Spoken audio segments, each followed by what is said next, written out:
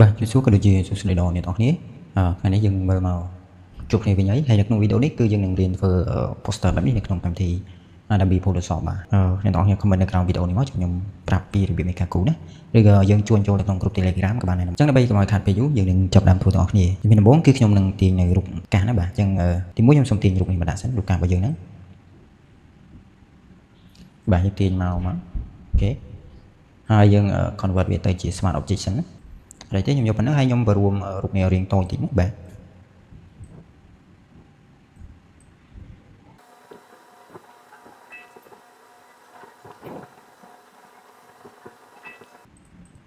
បាទយើងយកប៉ុណ្ណឹងមកហើយជំរាបបន្ទាប់ទៀតខ្ញុំ add shadow ឲ្យរូបកាសរបស់យើងនេះណាអញ្ចឹងដើម្បី add បានយើងអាចប្រើ polygonal tool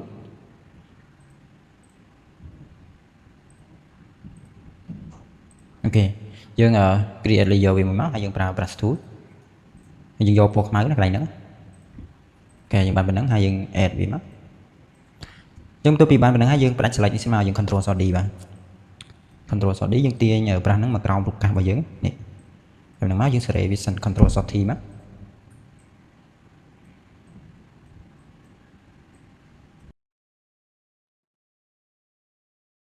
បាទអញ្ចឹងទៅពីបានប៉ុណ្ណឹងហើយខ្ញុំដាក់វាឲ្យរៀង blur តិចណាដើម្បីកុំឲ្យមើលទៅវាច្បាស់ពេកយើងមកថយកន្លែងនេះតិចមកអូខេយកប៉ុណ្ណឹងឬក៏អ្នកនរគ្នាអាចសេរីទៀតបានបាទយើងចូលអូខេមកហើយយើងអាចបន្ថយ fill វាបន្តិចណាប៉ុណ្ណឹងទៅបានហើយហើយចំណុចទៀតខ្ញុំនឹង add brush ដូចគ្នាប៉ុន្តែខ្ញុំចង់ឲ្យស្មៅនៅខាងក្រោយនេះវារៀងមានពលឺតិចណាហើយនៅកន្លែងដូចគ្នាខ្ញុំនឹង add ដាក់កន្លែងនេះវាខ្មៅតិចបាទអញ្ចឹងយើង add layer វាមួយមក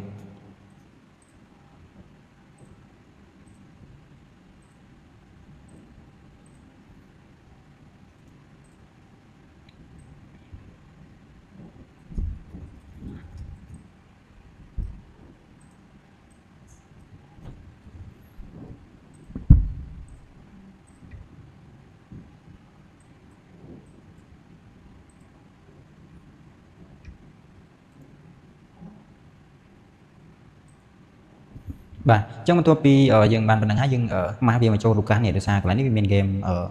រៀងខ្មៅចេញមកអញ្ចឹងយើងម៉ាស់វាចូលមកយើងម៉ៅស្ដាប់ហើយយកពាក្យ create clipping mask បាទអញ្ចឹងយក create clipping mask មកហើយយើងអាចបន្ថយ fill តិចក៏បានដែរបាទយកប៉ុណ្ណឹងតោះបន្តទៀតយើងអាច add auto glow វាតិចមករូបកាសនេះវាមានពលឺជះចេញមកក្រៅណាបាទអញ្ចឹងចូលកន្លែងមកយកពាក្យថា auto glow អូខេយើងសេរី size វាតិចមក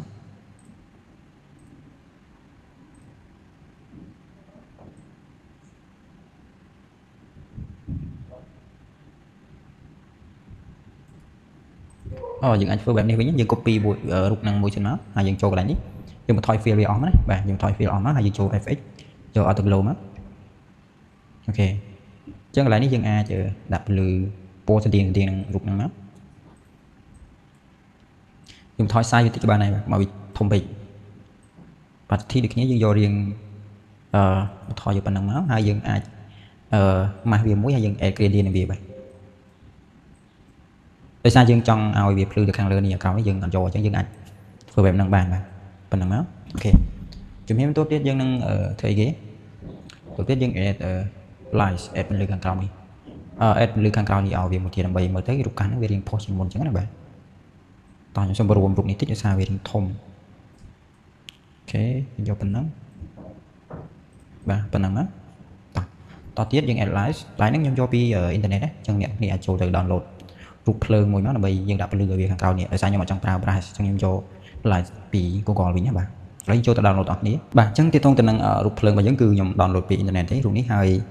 អ្នកទាំងគ្នាអាចចូលទៅ download បានណាបាទអញ្ចឹងដោយសាររូបនេះវាមាន background អញ្ចឹងយើងអាចកាត់ background ចេញសិនទៅយកទៅភ្លើងនេះឯងបាទអញ្ចឹងដើម្បីកាត់ background ខ្មៅនេះបានយើងអាចប្រើ shortcut key ចុច Alt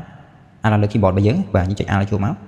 Alt Shift ហើយយើងចុចអក្សរ S បាទអញ្ចឹងយើងចុចម្ដងអញ្ចឹងខ្ញុំនិយាយម្ដងទៀតយើងចុច Alt បូក Shift ហើយនឹងអក្សរ S បាទចុចមកអូខេអញ្ចឹងទោះពីយើងចុចប៉ុណ្ណឹងហើយយើងបានប៉ុណ្ណឹងឬក៏អ្នកទាំងគេចូលមកដាក់កន្លែង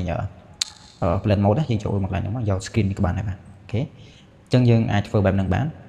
តោះជំនួសទៀតយើងបដូរ color mode ហ្នឹងយើងអត់ចង់បានពណ៌ហ្នឹងឯងយើងចង់បានពណ៌រៀងដូចរូបកាសរបស់យើងនេះអញ្ចឹងដើម្បីបដូរពណ៌ហ្នឹងបានយើងចុច control Alt មកអក្សរ U បាទ អូខេអញ្ចឹងយើងបានប៉ុណ្្នឹងនេះឃើញទេយើងសេរីមកកន្លែងនេះយើងបានភ្លឺខ្លាំងឬភ្លឺតិចយើងសេរីទៅតាមនឹងមកបាទអូខេអញ្ចឹងចំណុចហ្នឹងយើងទោះពីយើងសេរីហើយយើងចុចកន្លែងមកបាទតោះអញ្ចឹងទោះពីបានហ្នឹងហើយយើងសេរីវាតិចទៀតមកចង់បានប៉ុណ្ណាយើងសេរីទៅតាមប៉ុណ្ណឹងណាអញ្ចឹងខ្ញុំសម្រេចថាយកប៉ុណ្ណឹងអ្នកនរគ្នាបើសិនជាចង់សេរីអីទៀតអាចសេរីបានសូមលុកវាតិចសិនដើម្បីមកវាជាប់ណាបាទជំរាបបន្ទាត់ខ្ញុំនឹង add នៅ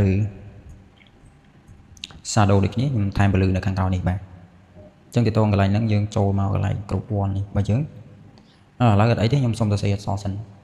ដោយសារអក្សររបស់យើងរៀងច្រើនណាស់ខ្ញុំសរសេរអក្សរសិនហើយបើខ្ញុំលេងនៅពលឺខាងក្រោយនេះណាបាទដោយសារអក្សរហ្នឹងខ្ញុំសរសេរហើយអញ្ចឹងគេថាវាមិនយូរទេហើយទៅតងនឹងការសរសេរអក្សរហ្នឹងប៉ុន្តែខ្ញុំដាក់រៀងលឿនៗអញ្ចឹងអ្នកទាំងនេះព្យាយាមមើលតិចណាបាទដោយសារទៅតងនឹងការសរសេរអក្សរគឺវាស្រួលទេដោយសារខ្ញុំបង្ហាញរហូតអញ្ចឹងយើងអាចថាតន់បានច្រើនកន្លែងនេះយើងកាត់ folder វាមួយមកយើងអាច rename វា text and logo ផ្សេងកន្លែងហ្នឹងយើងដាក់អក្សរហើយនឹង logo ចូលណាអញ្ចឹងយើងអាច rename បានងាយស្រួលក្នុងការយើងចំណាំដែរយើងបដូរ font អក្សរសិនមកបាទអញ្ចឹងខ្ញុំយក font នេះណា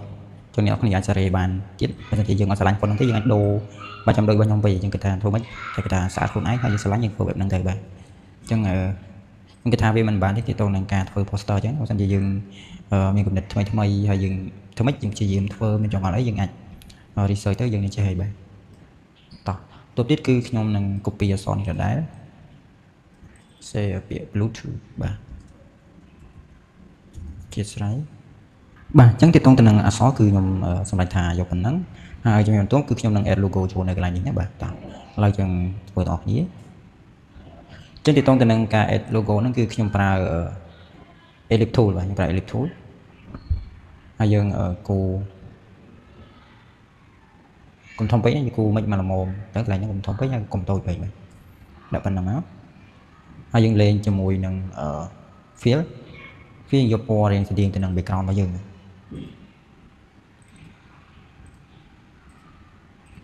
ខេចូលមករកណាបាទយកពណ៌ហ្នឹងតោះជំហានបន្ទាប់គឺខ្ញុំនឹងចូលទៅលេង Autoglow ជាមួយ fill នេះណាអញ្ចឹងយើងចូលមក FX ចូល Autoglow មកយើងដាក់ឲ្យវាមានពន្លឺនៅក្នុងកន្លែងហ្នឹងតិចណាក្នុង Autoglow យើងអាចយកពណ៌អីគេយកពណ៌សមកបាទតោះហើយយកពណ៌ហ្នឹងហើយយើងសេរីសាយវាតិចមក Solar price បាទអញ្ចឹងយើងសេរីតិចមកហើយខ្ញុំសម្រេចថាខ្ញុំយកប៉ុណ្នេះហើយបន្ទាប់ទៀតគឺខ្ញុំនឹងដាក់ flash បានន័យថាដាក់ភ្លើងវានៅតាមគីនេះចាកន្លែងខ្ញុំលុកជួបបាត់ហើយសូមលុកសិនឬក៏យើងមិនចាំប្រើហ្នឹងទេយើងចូលទៅ download ថ្មីមកចូលមក Google មកនេះប្រើប្រភេទពេលនេះយើងប្រើពួកនេះក៏បានដែរបាទ copy image មកហើយចូលមកកន្លែងហ្នឹងនៅលើនេះយើងផាយមក control V មក convert វាទៅជា smart object ហើយយើងព្រោះវាតូចតិចអញ្ចឹងដើម្បីលុប background បានយើងចុចគេចុច Alt Shift H បាទវាមកតោះយើងព្រោះវាតិចមកបាទតោះបានប៉ុណ្ណឹងហើយយើងដាក់ប៉ុណ្ណឹងមកហើយយើងអាចសេរីវាសិនយើងមកស្ដាំហើយពាក្យបានមកសេរីវាតិចសិនណាមុននឹងយើងតែបើទៅរូបនេះគេគូគេធ្វើខ្លួនឯងក៏បានដែរប៉ុន្តែដោយសារបើសិនជាយើងធ្វើទៅវារៀងខាត់ពេលយូរចឹងយើងចូលទៅយកនៅក្នុងអ៊ីនធឺណិតមកទៅវាលឿនបាទអញ្ចឹងកន្លែងនេះយើងយកប៉ុណ្ណឹងហើយខ្ញុំម៉ាស់វាខ្ញុំ add gradient ឲ្យវាមួយណាបាទ add បែបហ្នឹងមកហើយខាងនេះអូខេខ្ញុំ add វាឲ្យចប់សិនបាទខ្ញុំយកប៉ុណ្ណឹងហើយខ្ញុំconvert ទៅជា smart object ហើយខ្ញុំម៉ាស់វាមួយទៀត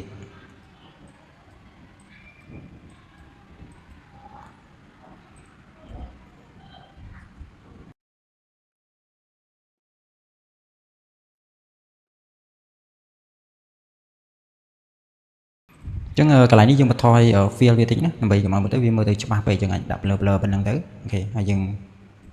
copy វាតិចមកបាទចង់ដាក់នៅកន្លែងណាខ្លះយើង copy ទៅតាមហ្នឹងមកអូខេជំហានបន្ទាប់គឺខ្ញុំនឹង add logo របស់យើងចូលនៅកន្លែងនេះយើង add logo sound សារ logo ហ្នឹងខ្ញុំកាត់ background ហើយអស់ហើយចឹងវារៀងលឿនដែរ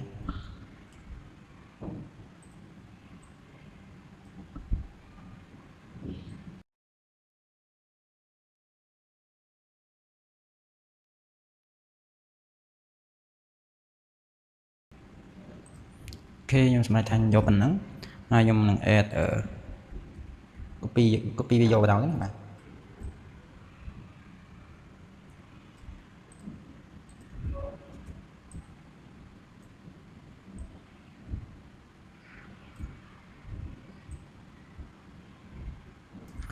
តោះចឹងកន្លែងនេះវាដែរទេចឹងខ្ញុំសូមរៀងលឿនតិចណាបាទខ្ញុំអាចនឹង skip កន្លែងនេះហើយពេលដែលខ្ញុំហើយកន្លែងហ្នឹងខ្ញុំនឹងបង្ហាញនៅកន្លែងថ្មីទៀតដោយសារបើសិនជាខ្ញុំបង្ហាញដងមួយកន្លែងហ្នឹងវារៀងយូរចឹងខ្ញុំសូម skip កន្លែងហ្នឹងបន្តិចបាទបាទចឹងទាក់ទងទៅនឹងការសរសេរអក្សរគឺខ្ញុំសរសេរតែប៉ុណ្្នឹងទេខ្ញុំតែគិតថាអ្នកនរគ្នាចូលសរសេរអក្សរហើយនឹង logo នេះដោយសារខ្ញុំបង្ហាញមួយហើយចឹងទាក់ទងទៅនឹងខាងក្រោមខ្ញុំអត់បានបង្ហាញទេដោយសារវារៀងវែងចឹងបើសិនជាខ្ញុំដាក់ទាំងអស់ចឹងវីដេអូរបស់យើងអាចនឹងវែងបាទចឹងបើសិនជាអ្នកនរគ្នាមានចងល់ឬក៏អត់ទាន់នៅកន្លែងណាមួយអាច comment សួរមកខ្ញុំបានណាបាទតោះឥឡូវមួយទៀតចូលមកដល់កន្លែងគូ save មួយកន្លែងនេះចឹងកន្លែងនេះដោយសារខ្ញុំមើលទៅវាទៅន័យពេកចឹងខ្ញុំគិតថាខ្ញុំនឹងបន្ថែម save មួយនៅកន្លែងហ្នឹងទៀតណាបាទចឹងទាក់ទងទៅនឹងកន្លែងហ្នឹងគឺខ្ញុំប្រើ rectangle tool បាទ rectangle tool ខ្ញុំគូប៉ុណ្នេះហើយទាក់ទងទៅនឹង color ខ្ញុំគិតថាយកពណ៌រៀងដូច background របស់យើងចុះពណ៌ហ្នឹងយើងមើលសិនមកវាស៊ីនឹង background របស់យើងអត់បាទអូខេខ្ញុំយកពណ៌ហ្នឹងចុះហើយខ្ញុំនឹងលេង style ខ្ញុំចង់បានជ្រុងចឹងហើយខ្ញុំយករៀងជា move បែបនេះណាបាទតោះចឹងទាក់ទងនឹងសេរីយើងអាចទាញនេះបានឬក៏យើងមកសេរីនៅកន្លែងនេះក៏បានដែរឃើញទេនេះ 20px លើក្រោមហ្នឹងគឺនេះពេលដែលយើងសេរីទៅវាឲ្យលេខនៅកន្លែងហ្នឹងបាទចឹងយើងទាញនេះក៏បានឬក៏យើងសេរីនៅកន្លែងនេះក៏បានដែរកន្លែងហ្នឹងវាដូចគ្នាតោះមួយទៀតខ្ញុំចូលទៅដាក់ auto glow ដើម្បីឲ្យពន្លឺវាជះចេញមកខាងក្រោយនៃ shape របស់យើងនេះតោះឥឡូវដើម្បីដាក់ auto glow បានយើងចូលមកកន្លែងនេះមកដដែលទេកន្លែងនេះចូល auto glow មកកន្លែងនេះបើសិនជាខ្ញុំគិតថាបើសិនជាយើង copy វាមួយល្អបាទចឹងយើង copy ហ្នឹងមួយចំណង control អក្សរ J ណាហើយអានេះវា shape ដូចគ្នាតែយើងកន្លែង rectangle មួយនេះយើងដក fill វាចេញអស់មកហើយចូលមក FX យើងយក auto glow បាទយើងធ្វើបែបហ្នឹងងាយស្រួលក្នុងការសេរីជាងតោះយើងយកពណ៌នេះមកអូខេយើងឡើង size តិចបាទយកប៉ុណ្ណឹងតោះអញ្ចឹងកន្លែងនេះគឺខ្ញុំគិតថាខ្ញុំអត់ចង់បាននៅជ្រុងនេះទេជ្រុងនេះខ្ញុំដកចេញខ្ញុំដាក់ទៅខាងនេះអញ្ចឹងយើង add យើងម៉ាស់វាមួយចំណុចយើង add gradient វាបាទប៉ុណ្នេះមកយើងយករៀងស្មើអញ្ចឹងមើលទៅវាមួយយ៉ាងដែរបាទទុកវាអញ្ចឹងហើយ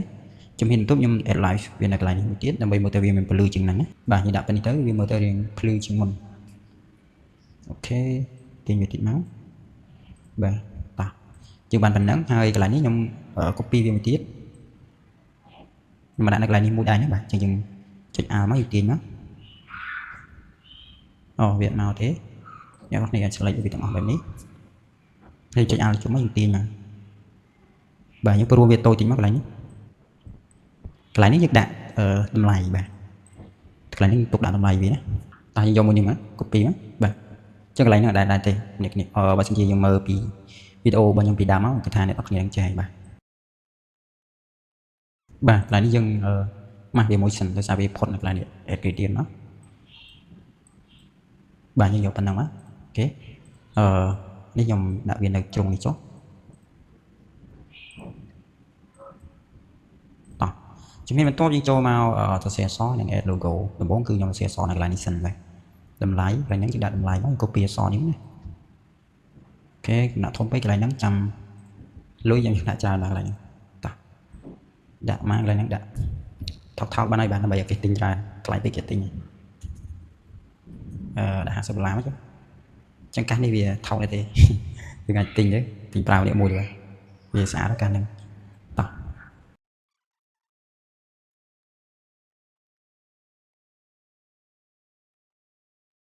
បាទតោះចឹងយើងយកប៉ុណ្ណឹងជំហានបន្ទាប់គឺយើងមកថែមកន្លែងនេះទៀតគឺវាចប់ហើយប៉ុន្តែនៅយើងនៅតំណែងតិចទៀតឥឡូវយើងមកថែមកន្លែងនេះសិន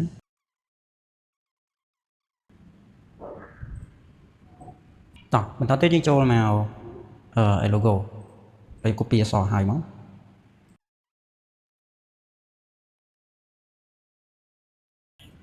តោះយើងជួយតែ add logo ទាំងអស់គ្នា logo ទី1យើងដាក់ laptop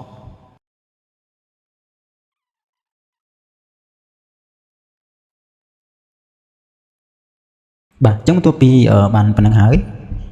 ជំនាញបន្ទាប់គឺខ្ញុំនឹងមកគូ logo នៅកន្លែងនេះមួយទៀតណាបាទដោយសារខ្ញុំចង់ដាក់ logo នៅកន្លែងនេះទៀតអូខេអញ្ចឹងដើម្បីគូ logo បានខ្ញុំប្រើ pen tool បាទអញ្ចឹងខ្ញុំសូមបរិយាធំតិចអញ្ចឹងទាក់ទងទៅនឹងការគូ logo បើសិនជាយើងចង់ឲ្យបាន smooth ស្អាតយើងអាចគូនៅក្នុង Illustrator ណាប៉ុន្តែខ្ញុំបង្ហាញនៅក្នុង Photoshop ទេឥឡូវយើងរៀនគូទាំងអស់គ្នាអូខេខ្ញុំយកប៉ុណ្ណឹងបាទហើយកន្លែងនេះយើងផ្ដាច់វាមួយណាយើងចុច Alt មកចុចជុំមកដាច់ហើយបាទហើយជំហានបន្ទាប់ទៀតយើងមកចុចនៅកន្លែងនេះយើងទាញយកជារាងវាតិចមកបាទខ្ញុំសម្រាប់ថាយកប៉ុណ្ណឹង ok ហើយយើងបដិកន្លែងនេះទៀតយើងមកខាងលើនេះមកហើយយើងចុចនៅកន្លែងនេះអញ្ចឹងហ្នឹងយើងត្រូវបង្កើត layer វាមួយសិនណាយើងចុច mouse ស្ដាំមក make clipping mask យើងអូខេមកហើយកន្លែងហ្នឹងចង់ដាក់ពណ៌អីគេឥឡូវខ្ញុំដាក់ពណ៌តោះតែខ្ញុំយកពណ៌ខ្មៅចុះបាទខ្ញុំយកពណ៌ខ្មៅហើយបើខ្ញុំ add ទៅ auto glow វាចេញជាពណ៌ឲ្យវាភ្លឺចេញខាងវិញណាបាទតោះអញ្ចឹងបន្ទាប់ពីបានប៉ុណ្ណឹងហើយខ្ញុំសុំទាញនេះចេញសិនអូខេប៉ុណ្ណឹងតោះសុំព្រីកបន្តិចហ្នឹងទីតងកន្លែង logo នេះខ្ញុំគូឲ្យខ្ញុំទៅសេអក្សរចូលទៀតបាទតោះឥឡូវខ្ញុំបានប៉ុណ្ណឹង convert វាទៅជា smart object សិនខ្ញុំ copy វាមួយណាអញ្ចឹងដើម្បី copy បានយើងចុច control J មកហើយកន្លែងនេះយើងដក fill វាចេញមកហើយយើងចូលមក fx កន្លែងនេះយើងប្រើ auto glow បាទ auto glow យើងប្រើពណ៌អីគេកន្លែងហ្នឹងសមឥឡូវយើងសាកសិនពណ៌សឬក៏ពណ៌ផមបាទខ្ញុំប្រើពណ៌នេះសិនណាវាឡើងសាយវាធំតិចណា opacity យើងទៅឡើងមកអស់ហ្នឹងទេកន្លែងនេះយើងថយវិញតោះអញ្ចឹងខ្ញុំយកប៉ុណ្ណឹងហើយនេះខ្ញុំព្រមមានតិចខ្ញុំ add gradient វាដូចមុនដែរណាអញ្ចឹងខ្ញុំម៉ាស់វាសិនមកដោយសារនៅកន្លែងនេះខ្ញុំអត់ចង់ឲ្យវាចេញក្រហមខ្ញុំចង់ដកវាចេញវិញអញ្ចឹងយក gradient បិទវាកន្លែងនេះមកយើងម៉ាស់វាសិនហ្នឹង convert ទៅជា smart object សិនហើយខ្ញុំយកម៉ាស់វាប្រើ gradient ទាញមកបាទទៀតអូខេជ្រុលហើយខ្ញុំយកប៉ុណ្ណឹងហើយកន្លែងនេះខ្ញុំនឹង add fly វាមួយទៀតបាទ copy មក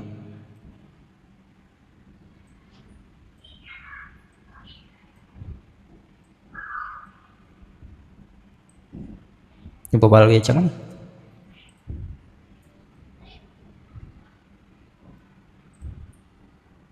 ខេទៅនឹងមួយហើយខ្ញុំដាក់ខាងនេះមួយទៀតបាទតោះអញ្ចឹងយើងបានប៉ុណ្ណឹងខ្ញុំគិតថាខ្ញុំនឹងដាក់គៀននេះទៀតបាទព្រមឲ្យតូចបន្តិចខ្ញុំបបល់មកណាកន្លែងហ្នឹងអញ្ចឹងទៅតទៅនឹងការគូ logo នៅរៀងយូរបន្តិចបាទយកប៉ុណ្ណឹងណាតោះ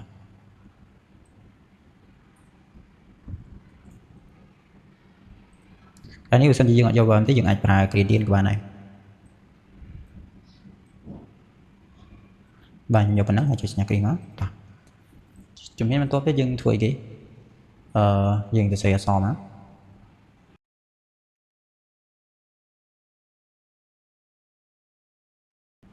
តោះយើងចុច OK ហើយកន្លែងនេះខ្ញុំទៅសេអក្សរមួយទៀតដែរបាទអញ្ចឹងកន្លែងនេះខ្ញុំដាក់ logo ខ្ញុំដាក់រូបនេះហើយនឹងទៅសេអក្សរនេះចូលទៀតណាហើយអក្សរនេះយើងព្រមវាតូចតិចណាបាទខ្ញុំយកកន្លែងនេះបើសិនជាយើងបដូរ font ហើយជាស្អាតជាងហ្នឹងបាទខ្ញុំយក font នេះចុះមកវាដូចគ្នាដែរពេកខ្ញុំទាញមកក្រោមកន្លែងនេះជាស្រ័យដោយសារវាជាប់អានេះយើង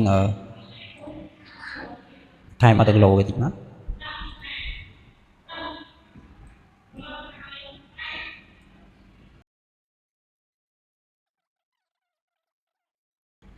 បាទហើយខ្ញុំដាក់កន្លែងហ្នឹងខ្ញុំបន្ថែមនៅនេះមួយទៀតណាជុំទៅទៅនឹងការ copy ហ្នឹងយើងអាចចុច Ctrl J ក៏បានឬក៏យើងចុចយើងចុច Alt ឲ្យជួបមកយើងទាញក៏បានដែរកន្លែងហ្នឹងបានដូចគ្នាបាទតោះឥឡូវកន្លែងនេះខ្ញុំបន្ថែមពលឺនៅជិះពីកន្លែងនេះមកមួយទៀតអញ្ចឹងយើង add layer វាមួយមកយើងប្រើ polygonal តោះអញ្ចឹងកន្លែងនេះយើងអាចប្រើ brush tool បានយើងយកទៅវាមកហើយយើងចង់បានពណ៌អីគេតោះថាខ្ញុំយកពណ៌នេះបាទអញ្ចឹងយើង brush វាមកអូខេប៉ុណ្ណឹងហើយទោះពីបានប៉ុណ្ណឹងហើយយើងអាចបន្ថយ fill វាតិចមកopacity អូខេយើងបន្ថយ fill ក៏បានដែរបន្ថយ fill យើងចូលមក filter យើងយក blur គេសំ blur បាទយើងដាក់ប៉ុណ្ណឹងមកអូខេប៉ុណ្ណឹងក៏បានហើយចុច OK មកតោះបាទអញ្ចឹងខ្ញុំយកប៉ុណ្ណឹងហើយខ្ញុំបន្ថែមពលឺនៅម្ដុំនេះតិចទៀតណាដោយសារនៅខាងនេះវារាងងឹតបាទទាញមកក្រោមទៅមកបាទអញ្ចឹងទាក់ទងទៅនឹង poster នេះគឺខ្ញុំសម្រេចថាយកប៉ុណ្ណឹងហើយបើសិនជាអ្នកនរគ្នាអត់តន់ឬក៏មានចម្ងល់កន្លែងណាអីអាចសួរខ្ញុំបានបាទយើងមានតែប៉ុណ្ណឹងហើយបើមានចម្ងល់អាចសួរខ្ញុំបានបាទយើងនឹងជួបគ្នានៅក្នុងវីដេអូក្រោយបាទអរគុណច្រើន